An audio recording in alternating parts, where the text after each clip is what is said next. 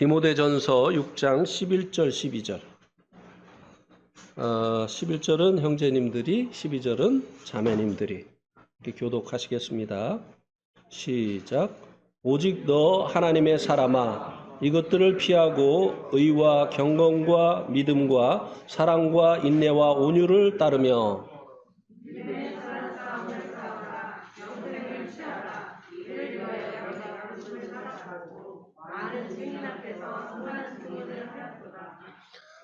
오늘 이 본문을 가지고 나눌 말씀의 제목은 오직 너 하나님의 사람아입니다. 오늘 이 본문 말씀 속에서 신앙생활 하는 가운데 버리고, 우리 지금 성경에는 피하고라고 나왔죠. 그 다음에 좋으며 취해야 될 것에 대해서, 이 세 가지에 대해서 말씀을 해주고 있습니다. 이것은 하나님의 사람들이 신앙생활 하는 가운데 버려야 될 것, 그리고 쫓아야 될 것, 그리고 취해야 될 것이 무엇인가를 말씀해 주고 있는 것입니다. 오늘 이제 말씀 시간 후에 그 간증도 있고 자매님들 또 의견을 듣는 시간도 있고 해서 말씀을 빨리 하려고 합니다. 그래서 쓴 것을 읽어 나가도록 그렇게 하겠습니다. 첫 번째는 버려야 할 것인데요. 이 버려야 할 것이 무엇인가를 11절에서 이것들 피해야 될 것, 버려야 될 것이 이것들이라고 말씀해 주고 있는데요. 이것들에 대해서 9절과 10절에서 말씀해 주고 있습니다. 9절에서는 부하려 하는 자들이라고 말씀해 주고 있는데요. 부하려 하는 자들이 가진 부하려는 마음을 이야기하는 것입니다. 그 다음에 이제 10절에서는 돈을 사랑함이라고 말씀을 해주고 있습니다. 이것은 한마디로 말을 한다면 탐심을 버리라고 하는 것입니다. 성도들이 버려야 할 것은 바로 탐심입니다. 왜 버려야 하는가에 대해서도 9절, 10절 말씀에서 말씀을 해주고 있는데요. 9절에서는 부하려 하는 자들은 시험과 올무와 여러 가지 어리석고 해로운 욕심에 떨어지기 때문이라고 말씀해 주고 있고요. 또 부하려 하는 자들은 파멸과 멸망에 빠지게 하기 때문이라고 말씀해 주고 있습니다. 이것은 사람을 또 성도들을 타락하게 하고, 이 탐심은 성도들을 타락하게 하고 또 불신자들을 망하게 하는 것이라고 하는 것입니다. 그러면 성경에서 예를 찾아보도록 하겠습니다. 여호수아서 7장 19절을 보시기 바랍니다. 그러므로 여호수아가 아간에게 이르되 내 아들아 청하노니 이스라엘의 하나님 여호와께 영광을 돌려 그 앞에 자복하고 내가 행한 일을 내게 알게 하라. 그 일을 내게 숨기지 말라 하니. 아간이 지은 죄로 인해서 아이성 싸움에서 실패하고 난 다음에 이것이 누구의 죄로 말미암은 것인가를 제비를 뽑아서 이제 발견해 냈죠. 아간이 바로 그 장본인이라고 하는 것이 밝혀졌습니다. 그리고 나서 21절 말씀에 보면 내가 노력한 물건 중에 시날산의 아름다운 외투 한 벌과 이 은 200세겔과 그 무게가 50세겔 되는 금덩이 하나를 보고 탐내어 가졌나이다. 보소서 이제 그 물건들을 내 장막 가운데 땅속에 감추었는데 은은 그 밑에 있나이다 하더라. 이제 자백을 했죠. 그리고 이제 25절에 보니까 이 아간이 어떻게 되었는가를 말씀해 주고 있는데요. 여호수아가 이르되 내가 어찌하여 우리를 괴롭게 하였느냐 여호와께서 오늘 너를 괴롭게 하시리라 하니 온 이스라엘이 그를 돌로 치고 물건들도 돌로 치고 불사르고 망했죠. 이 말씀이 탐심이 사람을 파멸과 멸망에 빠지게 한다고 하는 것을 보여주고 있습니다. 또 누가복음 18장도 한번 보시기 바랍니다. 누가복음 18장 22절 예수께서 이 말을 들으시고 이르시되 내가 아직도 한 가지 부족한 것이 있으니 내게 있는 것을 다 팔아 가난한 자들에게 나눠주라. 그리하면 하늘에서 내게 보화가 있으리라. 그리고 와서 나를 따르라 하시니.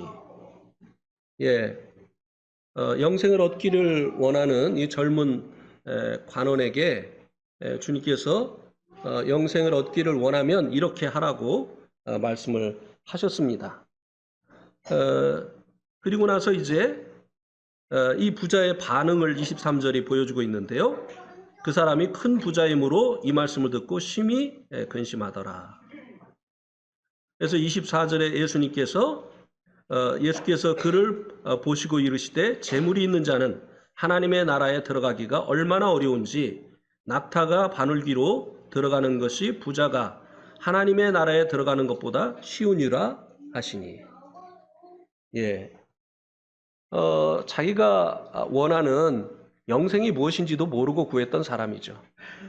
자기가 가진 것을 팔아서 가난한 자들에게 나누어 주면 영생을 얻을 수 있다고 예수님께서 얘기를 하셨는데 영생의 그 가치를 알았다고 한다면 그렇습니까? 하고 근심하는 것이 아니라 기쁨으로 그렇게 했겠죠. 그러나 이 사람은 자기가 얻기를 원하는 영생이 무엇인지조차 알지 못하고 구했던 것이죠.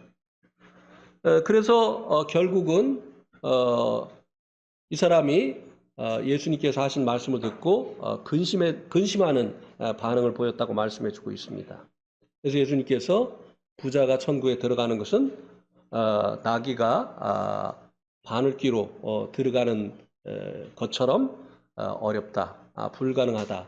이렇게 이제 예수님께서 말씀을 하셨습니다. 이 사람도 결국은 이 탐심 때문에 파멸하고 멸망에 빠지게 된 사람의 예로 볼 수가 있습니다. 우리는 최근에 이런 그 탐심에 빠져 있다가 이 탐심은 이제 어떤 그 물질적인 것만을 얘기해 주는 것이 아닙니다. 세상을 사랑하는 마음을 이야기하는 거죠. 그런데 이 탐심에 빠져 있다가 여기로부터 벗어난 이들의 간증과 그리고 이 믿음으로 살아가는 이 모습을 보고 있습니다. 계속해서 사단이 세상 것을 가지고 유혹을 하기 때문에 계속해서 이 버려야 될 것, 특별히 이 탐심을 버려야 된다고 하는 것입니다. 그리고 이제 이 탐심을 버려야 될 이유를 10절에서도 말씀해 주고 있는데요. 10절에 보면 디모데전서 6장 10절에 보면 여기 보면 미혹을 받아 믿음에서 떠나 많은 근심으로서 자기를 찔렀도다. 이 탐심이 결국은 세상을 추구하고 세상을 주님보다 더 크게 여기고 그리고 주님보다 그것을 더 사랑하는 이 탐심이 결국은 어떤 결과를 가져오느냐? 믿음에서 떠나게 한다고 하는 것입니다. 그렇지 않습니까? 또 신앙생활을 하지 못하게 합니다. 뿐만 아니라 이 믿음을 떠난 성도들은요. 근심에 그 마음이 찔려서 살아가게 된다고 하는 것입니다. 이것이 이제 탐심을 버려야 될 이유라고 말씀해 주고 있습니다. 하나님의 사람인 형제 자매님들은 주님을 사랑하고 믿음으로 살면서 평안과 기쁨 가운데 사시기를 원하십니까? 아니면 돈을 사랑하면서 걱정과 근심 속에서 살기를 원하십니까?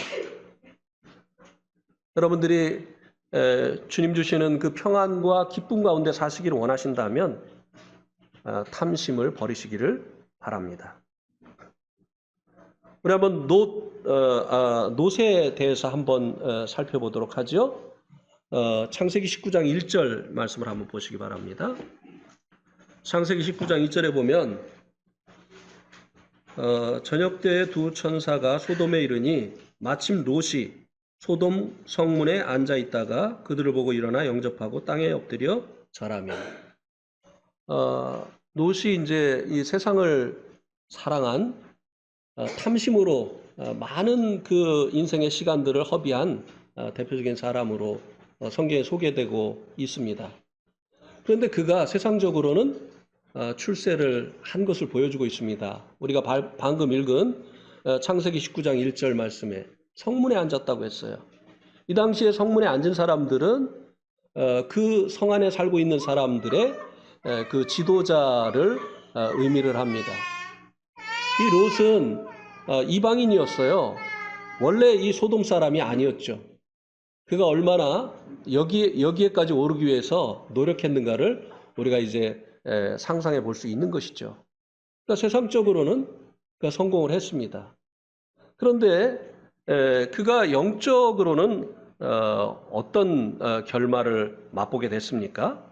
23절에서 25절 말씀을 한번 보세요. 롯이 소알에 들어갈 때 해가 돋았더라. 여호와께서 하늘 곧 여호와께로부터 유황과 불을 소돔과 고모라에 비같이 내리사 그 성들과 온 들과 성에 거주하는 모든 백성과 땅에서 난 것을 다 엎어 멸하셨더라. 땅을 위해서 살았는데 땅이 망하게 되니까 같이 망하는 거죠. 아내도 잃어버리고 거기에 쌓았던 것도 다 불타버리고 달랑 딸 2명 데리고 나왔어요. 그죠?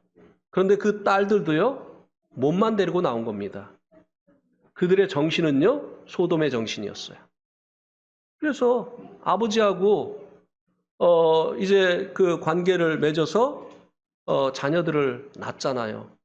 이게 소돔에서 살면서 그들이 갖게 되어진 소돔의 정신이에요. 그는 세상을 얻기 위해서 탐심으로 살다가 모든 것을 잃어버렸어요. 자신의 신앙도 잃어버리고 아내도 잃어버리고 그리고 자기가 그렇게 애써서 쌓아두었던 소돔에 있는 그 모든 재물도 다 잃어버렸습니다. 딸들의 그 마음까지도 잃어버렸습니다.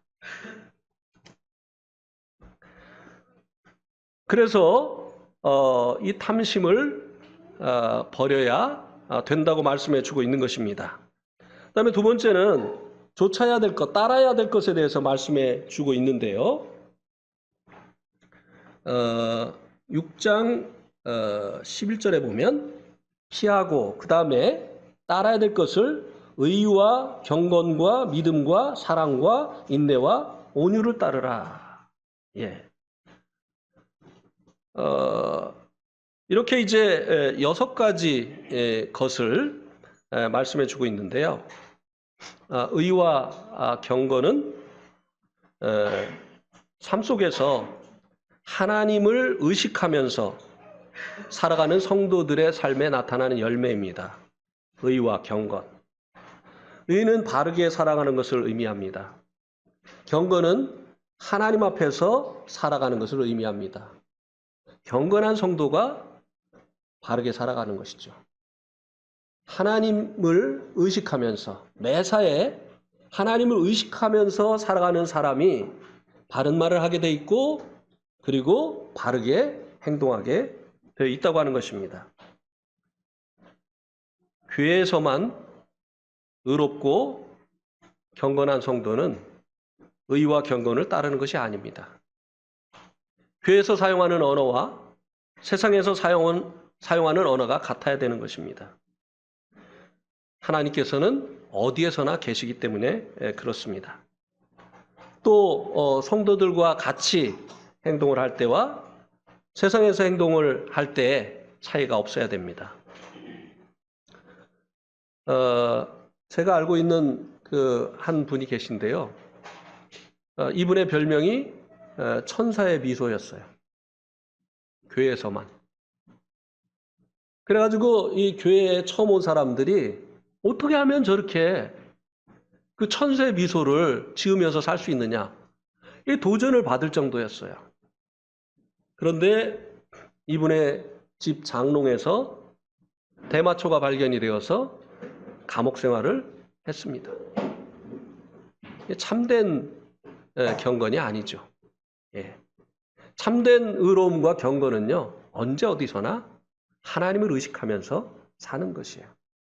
교회에서만 경건한 사람들, 교회에서만 의로운 사람들, 외식하는 사람들입니다. 그 다음에 믿음과 사랑인데요. 이 믿음과 사랑은 성도들의 마음에 계속 간직을 해야 될 것들입니다. 하나님에 대한 믿음, 성도들에 대한 사랑이 성도들의 마음에 항상 있어야 합니다.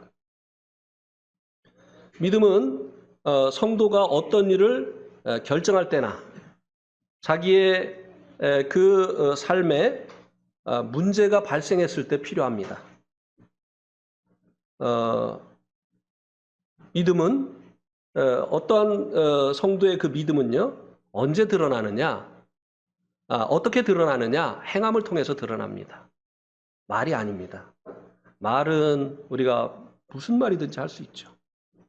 나는 주님을 위해서 목숨까지도 내어놓을 수가 있어. 말은 할 수 있죠. 그런데 그는 주님을 위해서 아침 시간도 못 드리는 거예요. 주님을 위해서 자기 소득의 10분의 1도 못 드리는 거예요. 이 믿음은요, 행함을 통해서 나타나는 것입니다. 예. 그리고 어려울 때 드러나는 것이 믿음입니다. 뭐 아무 일 없을 때는 믿음이 굉장히 좋은 것 같은데 조그만 어려우면 교회에서 얼굴이 안 보여요. 예. 얼굴빛이 변합니다. 이건 믿음이 아니에요. 예. 그 다음에 사랑은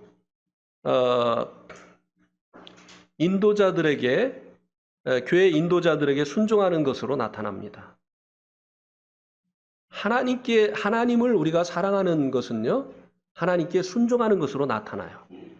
하나님께서 우리에게 주신 계명을 지킴으로 우리가 그분을 사랑하는 것을 나타내는 것처럼 성도들을 사랑하는 성도들은요, 자신을 인도하는 그 인도자들에게 순종하고 복종하는 것으로 나타납니다.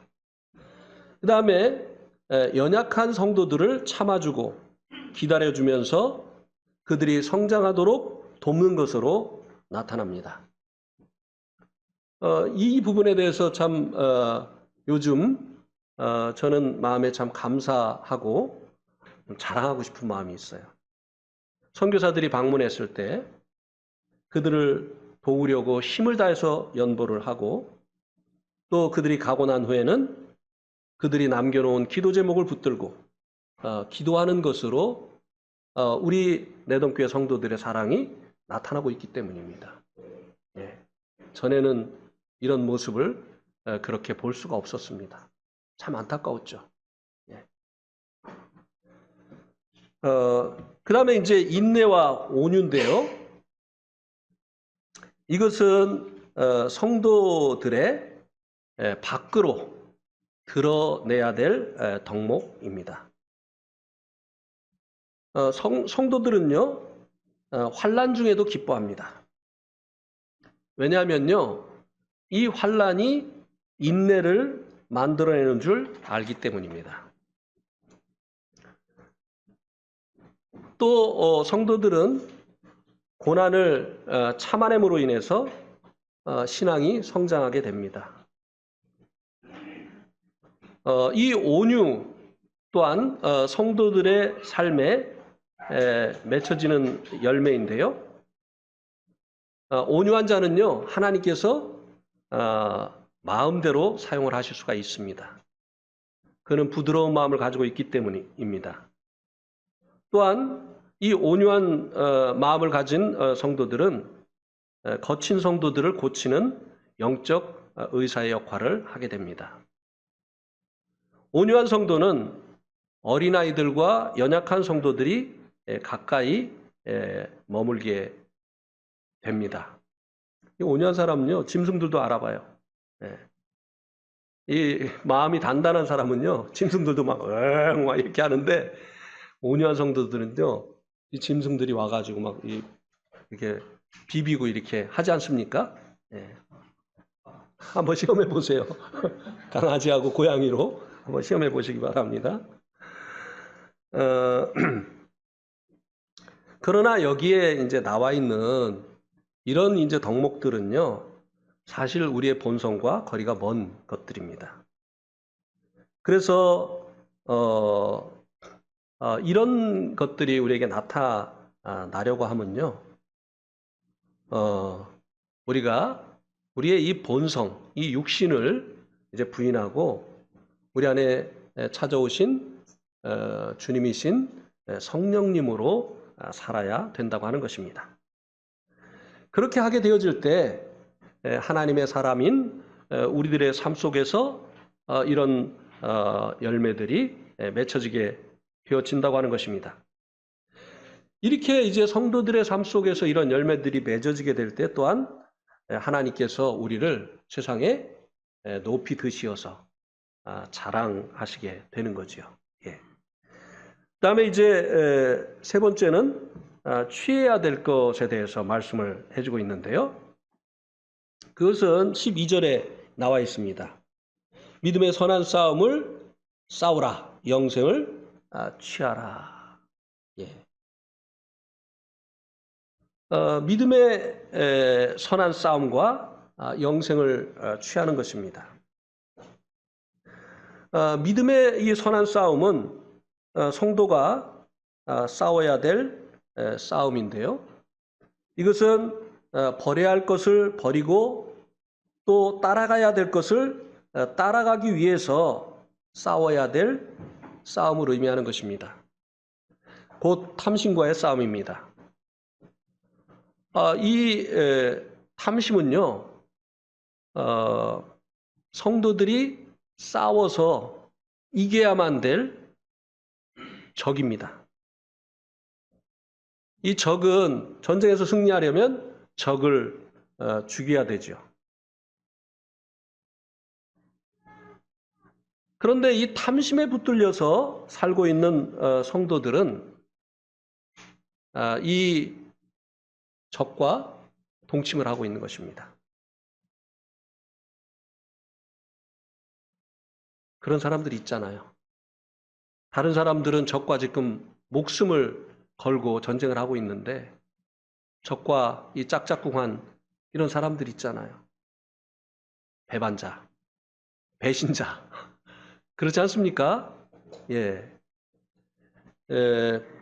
어떻게 이 싸움을 싸워야 되느냐면요. 로마서 8장 13절에 그 해답이 있습니다. 로마서 8장 13절 말씀을 보시기 바랍니다.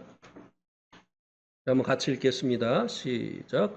너희가 육신대로 살면 반드시 죽을 것이로되 영으로서 몸의 행실을 죽이면 살리라. 예, 이거는 죽느냐 사느냐 하는 문제가 달린 거예요.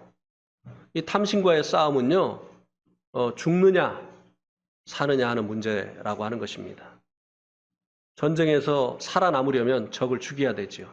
그렇지 못하면 적에게 죽임을 당합니다. 그래서 이 싸우는 방법이 뭐냐면은 영으로 몸의 행실을 죽이는 것이라고 하는 것입니다. 여기서 말씀해주고 있는 이 영은 성령님을 말씀해주고 있는 것이죠. 성령님으로 인해서 이 몸의 행실이라고 말씀해주고 있는 이제 이 탐심을 이제 죽이는 것을 말씀해주고 있는 것입니다. 이것은 탐심에 대해서 반응하지 말고 성령님의 인도하심에 반응을 하라고 하는 것입니다. 자, 탐심은요, 도움이 필요한 성도들을 외면하라고 말합니다. 그죠? 여러분들이 헌신이 필요한 거기에 가지 말라고 해요. 가면 부담되니까. 예. 그리고 그들의 소리를 듣지 말라고 합니다. 보지 말라고 합니다. 그런데 성령님께서는 그곳에 가라고 합니다. 그리고 힘을 다해서 도우라고 하십니다. 이 성령님의 음성에 순종하는 것이 바로 이 탐심과의 전쟁에서 적을 무너뜨리고 승리하는 방법이라고 하는 것입니다. 이 믿음의 선한 싸움을 싸워서 승리하는 우리 성도님들 되시기를 바랍니다. 그 다음에 이제 영생을 취하라. 네, 영생을 취하라고 했는데요. 버리고 따라야 할 것들을 버리고 따르기 위해서 취해야 될 것이 바로 영생입니다. 영생을 취하라고 하는 이 말씀의 의미가 무엇인지를 알기 위해서 우리가 영생이 무엇인가를 먼저 알아야 되겠죠? 요한복음 17장 3절 말씀을 보시기 바랍니다. 요한복음 17장 3절에 영생은 곧 유일하신 참 하나님과 그가 보내신 자 예수 그리스도를 아는 것이니이다. 그러니까 이 영생은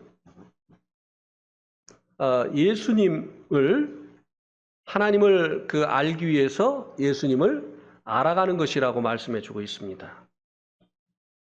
자, 그러면 이 영생을 취하라는 의미가 무엇이 되어질까요? 예, 하나님을 더 알아가라고 하는 것입니다. 어떻게 우리가 하나님을 알아갈 수가 있을까요? 예수 그리스도를 알아감으로요. 우리가 얼마나 우리와 함께하고 있는 그 가정에 있는 아내나 남편을 알고 있나요? 만나기 전보다는 많이 알았죠. 그죠? 그리고 또 함께한 시간이 지나는 만큼 그 배우자를 알아가는 그 지식이 더 늘어나게 됩니다. 우리가 어떻게 이 하나님을 알아가느냐면요. 바로 예수님과 교제를 함으로 우리가 하나님을 알아가게 되어지는 것입니다.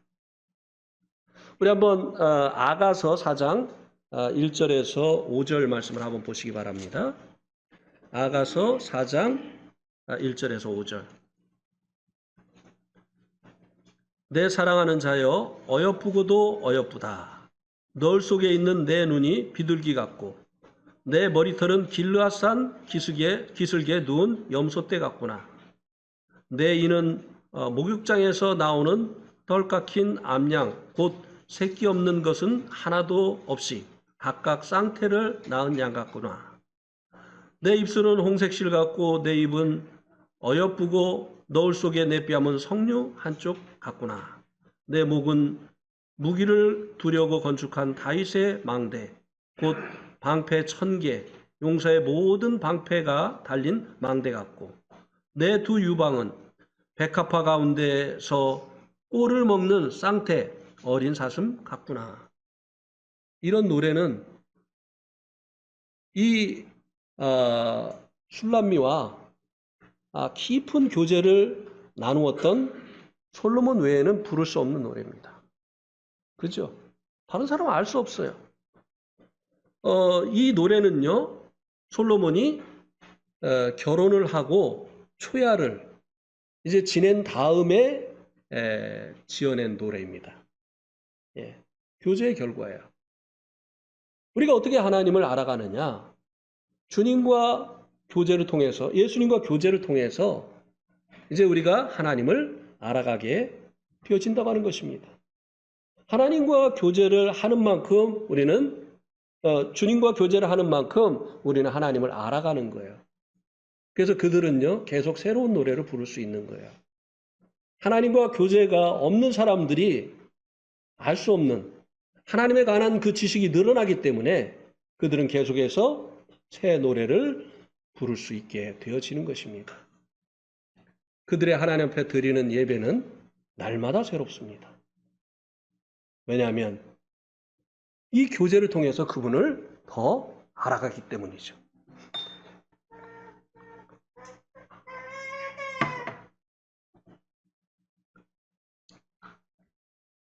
그런데 그분은 하늘에 있고 우리는 땅에 있는데 그분과 어떻게 교제를 하냐 이 말이죠. 내 남편이나 아내는 내 옆에 있으니까 맘만 먹으면 교제를 할 수가 있는데 예수님과 어떻게 우리가 교제를 하느냐고 하는 것입니다. 고린도후서 3장 18절 말씀을 보시기 바랍니다. 고린도후서 3장 18절에 보면 우리가 다 수건을 벗은 얼굴로 거울을 보는 것 같이 주의 영광을 보매. 여기 보니까 우리가 이제 하늘에 계신 그 주님의 영광을 볼 수 있는 방법을 말씀해 주고 있습니다. 영광이라고 하는 것은 주님의 본 모습을 얘기하는 거예요. 우리가 어떻게 다른 사람들이 볼 수 없는 주님의 본 모습을 볼 수 있느냐고 하는 것이에요. 여기 보니까 우리가 다 수건을 벗은 얼굴로 거울을 보는 것 같이, 간접적인 방법이죠. 거울로 무엇인가를 보는 것은 직접 보는 게 아니에요. 15절에 보세요. 고린도후서 3장 15절. 오늘까지 모세의 글을 읽을 때 수건이 그 마음을 덮었도다. 수건을 벗은 얼굴로 무엇을 보는가 하면 모세의 글, 성경을 보는 겁니다. 이 성경을 통해서 우리가 직접 주님의 영광을 보지 못하지만 간접적인 방법으로 우리 주님의 본 모습을 볼 수 있게 되어진다고 하는 것입니다. 마치 솔로몬이 그 초야에 자기 아내 되어진 술람미를 다 볼 수 있었던 것처럼 우리가 이 성경을 통해서 주님의 그 본 모습을 볼 수 있게 되어진다고 하는 것입니다. 이것이 바로 우리가 이 땅에 있지만 하늘에 계신 그분과 교제할 수 있는 방법이라는 거예요. 여러분 교제하시기를, 주님과 교제하고 그래서 그 결과로 인해서 여러분들이 주님을 아는 지식이, 하나님을 아는 지식이 자라가기를 원하십니까? 주님과 교제하세요. 주님과 교제 없이요 주님을 알아갈 수가 없습니다. 우리가 이 취해야 될 것이 바로 이 영생을 취해야 되는데 이 영생은 주님을 더 알아가라고 하는 것입니다. 그러기 위해서 우리가 주님과 교제를 해야 된다는 것이에요. 여러분, 사람이 온 천하를 얻고도 자기의 생명을 얻지 못하면 무엇이 귀하다고 말할 수가 있겠습니까? 다시 바꿔 말하면 자기의 생명보다 더 귀한 것이 무엇이 있겠느냐고 하는 것이에요. 금을 아무리 많이 준다고 한들, 그 귀한 다이아몬드를 아무리 많이 준다고 한들 그것과 우리의 목숨을 어떻게 바꿀 수 있겠느냐는 것이에요. 우리의 육신의 이 생명도 이렇게 귀하다고 한다면 영생, 이것은 얼마나 더 귀한 것입니까? 영생을 취하는 것이 이것이 성도의 삶 가운데 꼭 필요한 것이라고 하는 것입니다. 버려야 될 것, 좇아야 될 것, 그리고 이 취해야 될 것, 이것이 이제 성도의 삶 가운데 꼭 있어야만 될 신앙생활의 이 요소인데 무엇보다 정말 중요한 것이 이 영생을 취해야 된다고 하는 것입니다. 우리의 육신의 생명이 세상 그 어느 것과도 바꿀 수 없을 만큼 귀중한 것이라고 한다면 이 영생은 얼마나 더 귀한 것이냐고 하는 것입니다. 그죠? 여러분 주님과 교제하고 계십니까? 아무리 여러분들이 영생이 귀하다고 말한다 할지라도요, 실제적인 삶 가운데서 주님과 교제하는 이 삶이 이루어지지 않고 있는 성도들은요, 아직도 모르는 거예요. 과거에 아프리카에 그 원주민들이 금의 가치를 몰라서요, 외국에서 온 그 서양인들에게 소금과 바꿔 먹었다는 것이에요. 금을 소금과 바꿨다는 것이에요. 왜요? 금의 가치를 몰랐기 때문에. 그죠? 영생의 가치를 모르기 때문에 영생을 취하지 않는 것입니다. 주님과 교제하지 않는 것입니다. 다른 것과 바꾸는 것입니다. 피곤하다고요? 돈을 벌기 위해서 피곤해도 우리 일어나잖아요. 왜요? 돈의 가치를 알기 때문에. 바쁘다고요? 바빠도 우리 해야 될 일 해야 되잖아요.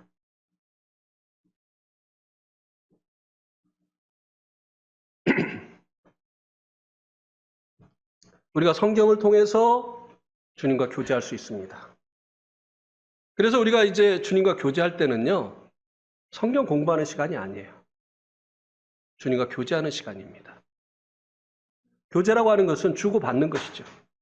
성경을 통해서 우리가 주님을 뵙고 또 주님의 음성을 듣고, 그리고 또 우리가 기도를 통해서 우리의 의사표현을 주님께 또 하고, 이렇게 하면서 서로 이 말씀과 기도로 우리가 주님과 교제하게 되어지는 것입니다.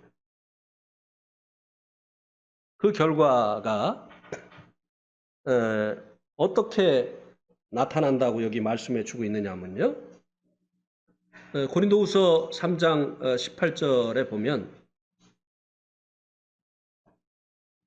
우리가 다 수건을 벗은 얼굴로 거울을 보는 것 같이 주의 영광을 보매 그와 같은 형상으로 변하여 영광에서 영광에 이르니 곧 주의 영으로 말미암음이니라. 그 결과가 무엇입니까? 주의 형상으로 변화되어지는 것이라고 하는 것입니다. 우리가 주님과 교제를 하면 첫 번째로 주님을 알아가게 됩니다. 교제한 만큼 그분을 이제 알아가게 되는 거죠. 근데 그것으로 끝나질 않아요. 그 알게 되어진 그 주님을 우리가 닮아가게 되어지는 이런 결과가 나타나게 되어진다고 하는 것입니다. 부부가 닮는다고 하죠. 그죠? 닮더라고요, 진짜로. 왜 그러죠? 교제의 결과예요. 같이 살다 보니까 가치관이 같아지고요. 그 생각하는 것들이, 추구하는 것들이 같아지더라고요. 우리가 주님과 계속 교제하면요, 우리의 마음에 생각하는 귀여기는 것들, 가치관들, 그리고 우리의 그 추구하는 것들, 이런 것들이 주님의 것으로 자꾸 바뀌어요. 그래서 우리의 말과 생각이 주님과 점점 일치해 가게 되어지는 것이라고 하는 것입니다.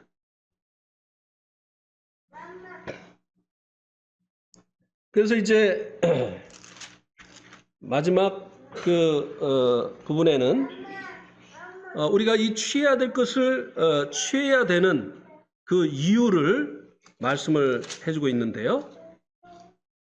6장 12절에 보면 왜 우리가 믿음의 선한 싸움을 싸우고 또 영생을 취해야 되느냐, 이를 위하여 내가 부름을 받았고, 하나님께서 우리를 부르신 목적이 바로 이것이라고 하는 것입니다. 우리가 어떤 직장에 부름을 받아서 이제 취직을 하잖아요. 근데 그 직장에서요, 그냥 우리를 취직시켜 준 게 아니에요. 뭔가 우리의 일이 있기 때문에, 우리에게 해야 될 일이 있기 때문에 그 직장에서 나를 취직시켜 준 것처럼 하나님께서 우리를 구원해 주시어서 원하시는 일이 바로 이것이라고 하는 것입니다. 영적인 싸움을 싸우라고 하는 것입니다. 버려야 될 것을 버리고 좇아야 될 것을 좇기 위해서 부단히 영적인 싸움을 싸우라고 하는 것입니다. 그리고 매일의 삶 가운데서 주님과 교제하면서 영생을 취하라고 하는 것입니다. 이것을 위해서 우리들이 부름을 받았다고 하는 것입니다. 직장에 취직했는데 자기 일을 안 해요. 이 사람 어떻게 되죠? 예, 잘린다고 하지 말고 좀 좋은 말로 해. 우선 생각나는 게 그거잖아요. 예? Fire! 예, 잘리죠. 나도 생각이 안 나네. 뭐 강제 이제 퇴직을 당하죠. 예. 우리도 마찬가지예요. 영적으로도 마찬가지예요. 우리의 구원은 취소되지 않습니다. 그러나 부르심의 이 목적대로 우리가 살지 아니하면요, 주님이 우리를 더 이상 사용할 수 없게 되어지는 거예요. 버려야 될 거 안 버리는데. 그래서 막 냄새가 나고요. 그리고 참 이 사람들이 볼 때도 정말 이 부정한데 어떻게 내놓고 사용을 할 수 있겠어요? 여러분 손님이 왔는데 깨진 그릇으로 손님 대접할 수 있습니까? 못해요. 금강 그릇, 깨진 그릇 손님 왔을 때는 절대 내놓지 않습니다. 네. 그래서 우리가 이제 이렇게 해야 될 그 이유가 부르심을 받았기 때문, 이것을 위해서 부르심을 받았기 때문이라고 하는 것입니다. 또 직접적으로 이 말씀을 들었던 이 디모데는 많은 증인들 앞에서 선한 증거를 했다고 말씀해 주고 있습니다. 디모데는 실제적으로 이렇게 살았던 거예요. 그죠? 그러니까 디모데를 계속 쓰실 수 있었던 거예요. 예. 버려야 될 것을 버리고, 좇아야 될 것을 좇고, 싸워야 될 싸움을 싸우고, 취해야 될 것을 취한 이 디모데를 하나님께서 내어놓고 세상의 빛으로, 세상의 소금으로, 또 많은 어둠에 있는 영혼들을 빛으로 인도하는 이 같은 하나님의 사람으로 계속해서 사용하실 수 있었던 것입니다. 예, 오늘 말씀 여기까지 드리도록 하겠습니다.